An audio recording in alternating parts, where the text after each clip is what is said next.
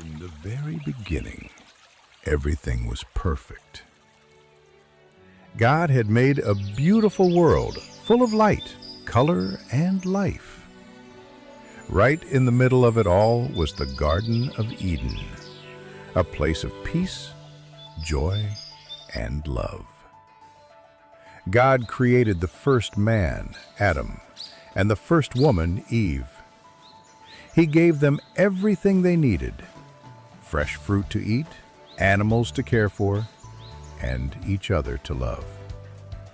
But most of all, they had something very special: a close relationship with God. God gave them one simple rule: you may eat from any tree in the garden, except the tree of the knowledge of good and evil.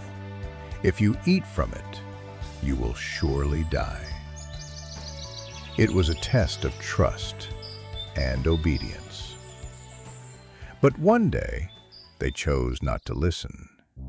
Eve listened to the serpent's lie. He told them they wouldn't die, that they would be like God.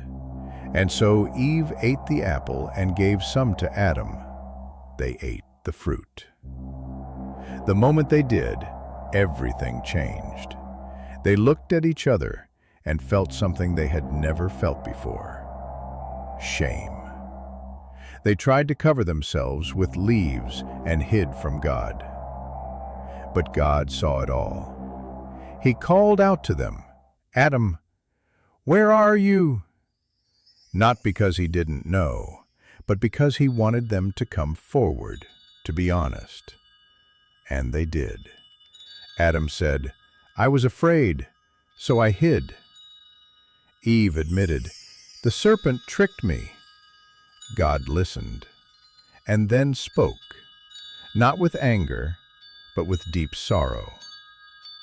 To Eve, he said, "You will now feel pain when you have children. Life will not be easy." To Adam, he said, "The ground is cursed. You will have to work hard for food. Thorns and weeds will grow." And worst of all, they could no longer stay in the garden. Sin had entered the world, and it had broken their perfect home. Before they left, God did something beautiful. He made clothes for them, soft coverings from animal skins.